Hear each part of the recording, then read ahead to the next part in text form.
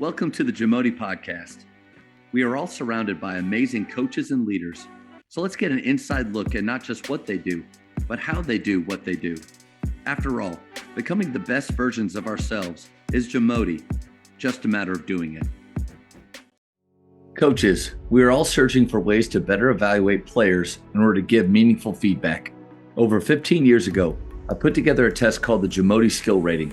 The JSR takes players through a series of tests involving basketball skill or athleticism, giving them one rating at the end. Their JSR rating will give you clarity on what needs to be discussed with players and parents on areas they need to focus on improving. I test our players at least 4 times each year. They're able to compete against each other, past players' scores, and most importantly, their past performances. If you'd like to start testing your athletes, email me at jamodipodcast@gmail.com for more information. Take to your point, like you mentioned his name, and I love the part, like this part of our talks is the different directions it can go. What were your thoughts on the quote now that has really been floating around? Like, I'm a big Bill Self fan, and I think a lot of coaches would say they are, but for him to say in that press conference, or I've been kind of over this season or thinking about next season, a month ago. Is it okay? Maybe an honest feeling that typically you don't hear people say too often, right? Right. It was kind of you hear it, and my immediate reaction was, "Ooh, like don't say that." Like, how do you? Yeah, I don't know. yeah, I agree. I'm not sure, and he probably thinks the same thing now. But we all do that. Yeah. We all do it. We lost a kid to academics at Christmas this year, and he started for us. He'll graduate. Actually, just had a bad semester, and he'll graduate this and come back next year and play for us. And he was a starter, so that's good too. We have a kid that started for us for 2 years, and he's a fifth-year kid. He'll actually be a sixth-year kid for us with COVID and a redshirt year. And we lose our best player, but we're bringing another starter back. So that's going to help us a ton. But when he went down, we lost. He was 10-0 with us, and then we lost the last game that he played with us, a close one that we probably should have won on the road. But he was not good, and the rest of the team was feeling it too. It was hard to deal with because we all knew it was his last game. And then we lose the next game, which is our first game without him. And we had won 10 or 11 in a row. I think 11 in a row. And he'd sat out of games for an injury, so he had won 10. He was 10-0 in our lineup. And and this is where we had such good character and such good kids. Like when he went down, we didn't know what to expect the rest of the year. We just lost a starter. We're not very deep to begin with. We had another kid that was out because of he did an ACL, and we just didn't know what to expect. And in that time, you're trying to figure out how we're going to win the next game, but you're also thinking about, okay, well, our aspirations of winning a championship might be over. So, what do we got to get for next year? What do we got to do to get? Yeah. And then my kids picked me up in that regard because we figured out how to win the next one, and then we won the next one, and then we might have had a setback here, and then we win the next one and win the next one, and all of a sudden we're playing at Southeast Oklahoma, who we're tied with for first place, and played our tail off, and we were up 7 with 3 minutes to go and lose. So now we walk into the locker room and say, "All right, fellas, well, we've got 7 games left. If you want to win a championship, we got to win them all." And you're like, one at a time. But here's the challenge. And a lot of times when you do that with a team, it doesn't work. It doesn't happen. You're almost scared to tell them that. But this team was mature enough. But I think at some point in the season, it happened again later in the season. With about we were 3 weeks left, 6 games to play. Our other starter, who ended up being the conference tournament MVP, he gets kneed in the back of the head. He catches a ball in transition at the rim, and he shot fakes, and dude jumps over him and knees him in the back of the head. And when he got hit in the back of the neck, he passed out, and then he hit his head on the floor. He had to be carried off the floor, and he was another starter. Like, oh gracious, we're gonna lose another starter for the rest of the year. He's gonna be out for 4 weeks with a concussion. Well, he ended up coming back and playing in the game. Our trainer was like, he has no symptoms. I can't find any symptoms. Yeah, so he ended up playing in the game, and we figured out a way to win. And then the next day, he didn't pass one of the tests, and he had a concussion. He had to sit out for a week. But we had kids step up. We went on the road for 2 games, and we had kids. We had a freshman come in and score 19 in a game on the road, and then another kid came on and made some big shots in a game at home the next game, and we had figured out a way to win. But during that time frame, when Cash went down to that during the game, I'm in the middle of the game, and the kid's limp on the floor, and I'm thinking, well, he's going to be out for 4 weeks. Yeah. So yeah. The game, we're trying to win, and I'm sitting there thinking, well, what about next year?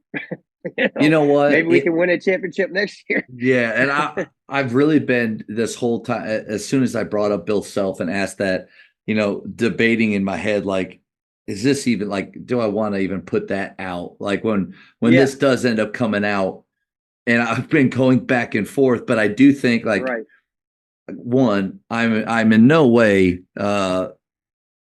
shaming Bill Self, and I think no because doubt. I think, but it is an interesting thing to talk about or think about. I think he had an honest moment Right. of what we all think from time to time. You do this long enough, like I have these teams behind me, right? Like the years where we won more games, we typically had fewer injuries. Like when you have that bug happen and it's real, that it takes a little bit of the magic out of what your team could do. Maybe it takes the potential that they could. It brings it back. It brings it down. And we've all had that feeling of maybe this just isn't the team because of these things that have happened. And I feel like he had that feeling, and he voiced it. And because now because he's on such a bigger stage than any of us, like it gets put all over the place. But you know what? Like there's nothing wrong with you and I having those human moments and feeling that. But then to your point, it's all about how we frame things with our teams. And it goes back to our standards and pillars, because when your best players, like at the beginning of the season, oh man, this is good, Coach. Shawnee Harley. I did an episode with her, and she is. I mean, you'd probably call her a character coach, but she has the thing, winning matters, and she was an Olympic coach in Canada for a long time. But she said at the beginning of a season, you need to have a talk with your players and list the culture breakers, the things that could happen that are negative. Because, Coach, all we do is we talk about the good stuff. Here are all the ways that our culture is going to be great and we're going to be a happy family. Well, you and I know that doesn't happen. Most of the time, in fact, things are going to break culture. And one of the things that can get us down, our team, ourselves, players, is when injuries happen. It's not the player's fault. They're not trying to miss on purpose, but man, we all feel it. So guys, let's talk about ahead of time. What are we going to do when that injury happens? How are we going to handle it? Are we going to mail it in? Are we going to let fear and doubt creep over us? Or are we going to rely on our character and hold each other accountable, be relentless to get better every single day, and allow that to help us to deserve success? Like, Coach, I think that's like, and you know what? I feel like Coach Self did that throughout his talks and everything. We're just sitting on this side of it, hearing that little soundbite, and like an idiot, I'm bringing it up. What did you think of Coach Self when he said that? Like, but it's good for us to talk about. Yeah, I heard Jay Billis talk about that yesterday, and I'm probably not the biggest Jay Billis fan, but he said we as media we play that snippet. Yeah, we don't. The media doesn't play the question. They don't. Jay Billis said that the question was almost like, what about next year? And Bill Self kind of answered the question, but that came out and everybody just took that snippet. There it is. So, but I there's a couple things with you saying all that. That is one reason why this is one of the most special teams I've ever coached, because we had a kid that was coming off an ACL injury that was a starter a year ago, that he was part of our plans, and he does not end up playing. So there was the first, he played in 5 games all year and wasn't right. So he shut it down. That was the first one we took. Then we lost a starter to injury. Then we lose Cash to a concussion right in the midst of a championship run, and other guys stepped up. And then our best player, the conference player of the year, lands on his wrist in the last game of the season and is not even close to being 100%. Or, he's just out there basically offensively. And this team just kept winning and kept finding ways, and then wins a conference championship, wins 2 conference championships with all of that happening. And that will be why I will always be able to say that this was one of the most special teams I've ever coached. I had a team in 2009, 2010 that won 30 games here at Tech, and we were number one in the country for 8 weeks. But none of that happened. None of that happened. We won 25 games in a row, and that was a different form of handling adversity and success and all of that stuff. But none of those injuries happened. I think we might have had a guy miss. He turned his ankle and missed one game, and then at the end of the season, we had our point guard turn his ankle and still played, though. Still went into the conference tournament and helped us win the tournament. But we never dealt with losing a guy for the year or losing our best player at this time of the year. So, that was pretty amazing. What this team did this year to win 25 games and win 2 conference titles. But one of the things that we've been talking about is, you just talked about fear and doubt. And I think, especially building programs now, this is the 6th time I've had to build a program that's down into a winner. And we've been successful every time we've done it. We figured out how to get it to the right place at every level, JUCO, Division II, and the D1 assistant jobs that I've had have all been, I came in with the new coach. So we had, except for Fort Wayne, but we were still building that. He was in his 2nd year.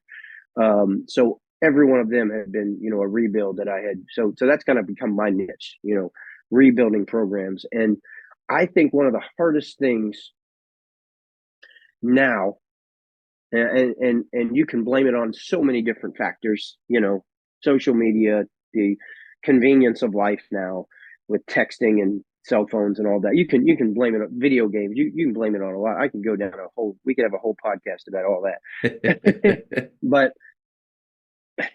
one of the hardest things to do when you're trying to build a losing program to a winning program is that fear and that doubt. How do you eliminate it? Because one thing that I've learned over the last 2 rebuilds at Northeastern State and then now back at Arkansas Tech is, for some reason, kids nowadays, when it starts going the wrong way, they just expect the worst to happen. That fear and that doubt creeps in, and the wheels fall off. And that to me, when you're building, I've had, some of my staff comes to me sometimes and says, man, if we ever take over another program, we just need to clean house completely. Just everybody that was in the program needs to be gone, because it's so hard to turn that mentality of we lost last season, now we're going to be a winner. I think to gain that trust. Yeah. No, it's harder than ever to flip that. Yeah. And that's one of the biggest and hardest things to do, is eliminating that fear and doubt when they're hit with adversity. It's harder than ever to change that, to keep the wheels from falling off when something goes bad. And that belief that, and again, this year, that is why I will always say that this is one of the most fun years I've ever had. That this is a team that I will, always admire and always revere because of how they handled all that adversity. And, the good thing about it is they're pretty much all back. Yeah. Yeah. So if we can add the right guys, next year should be special. And that'll bring a whole other host of, on the flip side to that adversity you talked about, like if you can make it through, and it sounds like, keeping the right approach to it, like you have, when you do make it through and you're looking back, and now that you have this group, that I would imagine, like, the hunger level, the amount of, they're not entitled to anything, like, that's got to be high. And I would imagine the training, the practice, the preparation leading into it, like, take what your last season, what happened during that time, take it, and then how can you use it, for your next year, for next year? Yeah, that's all we've talked about. On the bus coming back from Minnesota, I sent my guys a bunch of messages to the group message Hmm. And all of it was, what can we do from right now, every day, to get back to what we just did and now take it the next step? How do we figure out how to win the game in the NCAA tournament? How do we figure out how to win 2 or 3 and possibly get to an Elite Eight? How do we figure out how to put ourselves in a position to maybe play for a national championship? And it's got to be an everyday thing. What are you going to do today to help us get better and go further than we did this year? And you know, I the way that we handled everything this year, I believe that this group has it in them. I believe that this group has what it takes to build on that and move forward and handle those new challenges. Those new challenges of now having a bigger target on our The back. culture breakers when they do happen. Yeah, Yeah. no doubt. How are we going to handle it? One more question for you before the speed round. And this is, I wrote this down. I wanted to make sure I got to it. I feel like I don't get to talk to a lot of coaches that are on their second go around at a place. Mm-hmm. You were at Tech for a while, from 07 to 2010 ish, and then left, and then you come back. What has it been like returning to a program that you were once at? Well, challenging. One thing I played at Charleston and went back to Charleston when I left Tech the first time. And so I've almost done it twice. Okay. Yeah. I went to school there and played for the guy that just retired and then came back and replaced him. One, it's never the same. Hmm. You have all these fond memories and all these things that you thought that you walk back into. It's never the same. It wasn't the same at Charleston. Even though we were successful at Charleston, it wasn't the same. It was different being a student there and being a coach there. And I had a great, it was great there. My son was born in Charleston and I'm from West Virginia. So it was great being home, but it was different. When I came back to Arkansas Tech, it was different. One, we walked right into COVID. Yeah. Yeah. So little asterisk right by that, no matter what. No doubt. I know everyone was affected by COVID, but we were really affected by COVID our first 2 years. As a matter of fact, we had a point guard that was probably going to make a run at Player of the Year in the league our second year of COVID, and a D1 transfer that was just a special talent, and he got COVID 10 games in, and had to go through all the hard stuff, and Wow. The doctors wouldn't let him come back to play, so we lost him for the year. He was a 17 points and 7 assist guy. Yeah. Really good player. It was our focal. He was our everything. So we struggled that second year because of COVID. So we didn't, COVID was tough and that made everything difficult. Mm-hmm. But then personally, I met my ex-wife at Arkansas Tech the first time. We were married at Arkansas Tech. Before we left and went to Charleston and then did the world tour, the country tour. But I come back to Arkansas.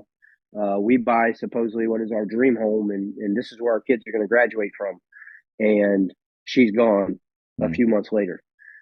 So personally, that was extremely hard. And at first, I just had people kept telling me, like, you're going through this personal attack, you're going through these rough waters, but don't let coming back to Arkansas, don't let that define you and your journey back to Arkansas. And that's another reason why this team will always be very important to me and special to me, because this was the team that got us over the hump coming back to Arkansas, not only rebuilding the program, but in my personal life proving that I can still do this. I can still do this without my a lot of personal satisfaction from what you've been through. Yeah, no doubt. So it's been really different. But all the things that I knew were here, all the things that we built the first time, all the support in this community, all the good people in this community, my church family, and that was difficult too, because when I was here the first time, and again, I've always been a believer, but I was born again, in 21, early 21. But my church family, the first time, involved my wife, my ex-wife. When I tried to go back to that church, I couldn't do it. So I found a new church family here and that's been amazing. That's my church family here is maybe the closest church family I've ever been a part of. So, um, that it just different things. But I always knew that support. I always knew that the caliber of where this program could get to. I always knew that was there, and I just had to battle through and figure out the personal side of it. Again, that's maybe why this team was pretty special to me, because they went through some of those personal problems with me, a few of them. There was no doubt, even though I tried to not make it an issue, there was no doubt it was an issue. I mean, you're going through a life-changing event like that. Your players see that and go through that with you. So that's another reason why this satisfaction of winning this year and being successful. Some of those guys went through that life challenge with me, and I'm grateful for them sticking it out and believing in me. But Tech is a special place. The people here are unbelievable. The support that we had 300 people at a send off to go to the NCAA tournament. There were 2 watch parties at Bar and Grills here in town for our NCAA tournament game, where there were over 100 people at both of those watch parties. So the support here is just amazing. It's a great job. We have good facilities, and it's a good place to go to school. So I knew that was here, and I knew we could get it back there. It just took getting through COVID and getting through a personal challenge to get there. Yeah, I appreciate you sharing that. I wrote down because you had said it's never what you think it's going to be.